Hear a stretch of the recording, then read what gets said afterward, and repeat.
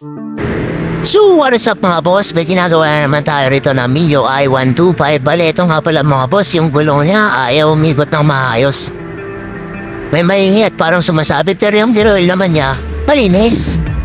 So possible, titingnan natin sa may transmission niya mga boss.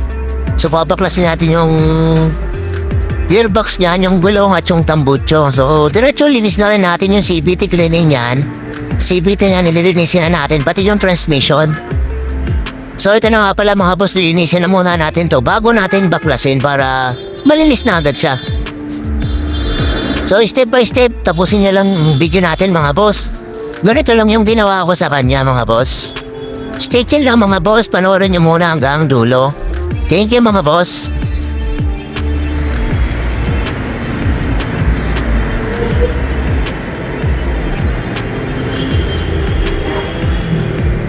So ito na nga pala mga boss, nalinis na natin yung yung sa may preno niya.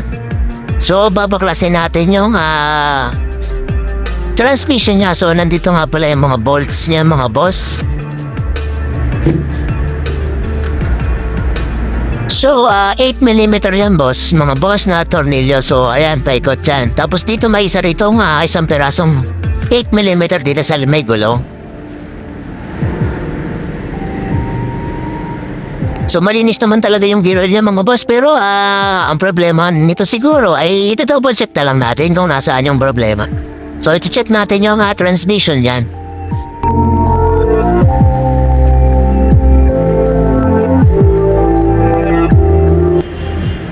So ito na, nabaklas na natin mga boss yung transmission niya. So okay naman yung mga gear niya. So ang problema lang siguro nito ay nandito sa may sa may axle.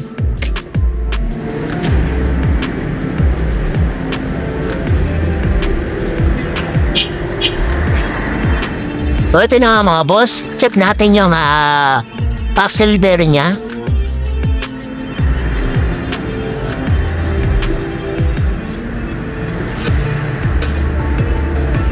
So ito na nga yung problema natin mga boss, maganit.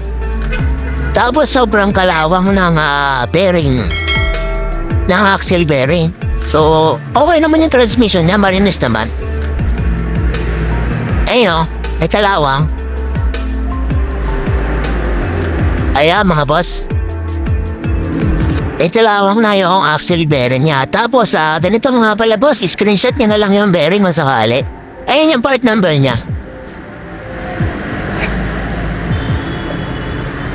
Bali ay mga boss, 6222. Yung code number ng bearing.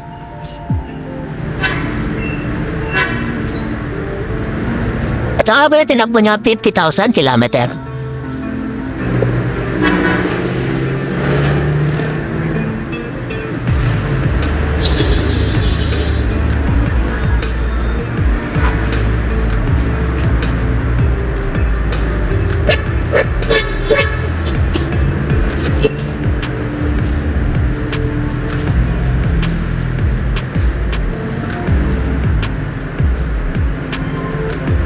So ito talaga ang sira ng motor. Kaya ayaw niya umikot ng gulong ng maayos na bearing.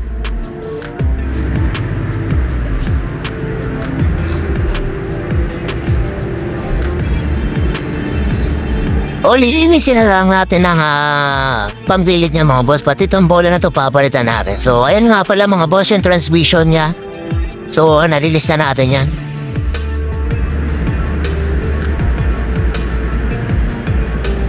Itadamay na rin natin yung yung CVT sa paglilinis mga boss.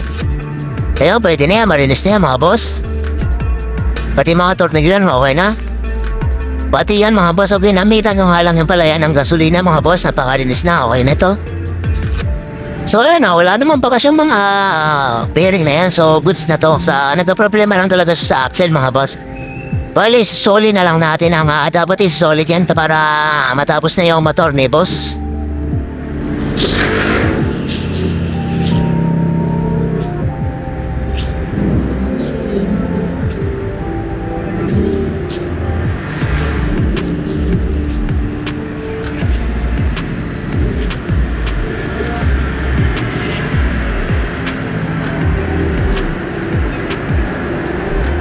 At eto na nga pala mga boss, malinis na. Babalik na lang natin yung mga tinanggal natin dyan mga boss. At eto nga pala, nabalik na natin yung gearbox niya. So ibabalik na lang natin yung mga tornilyo niya mga boss. Tapos ang gagawin nyo na i-untight nyo lang niya mga boss. Hindi nyo kailangan manggigil sa paghigpit. So hanggang dito na lang mga video natin mga boss. So ang nagka-problema lang talaga yun sa bearing na axle bearing ng gulong. So ingatan nyo lang talaga malubak. Palubak sa ang motor nyo. Tapos huwag paunahan sa release mga boss. Ganun lang gagawin nyo. At huwag nyo sana kalimutan suportahan ang ating channel mga boss. Gusto na pala magpatawanan dito sa Motor Trade Patsaysay. So hanapin nyo lang si Boss Rod Tolentino.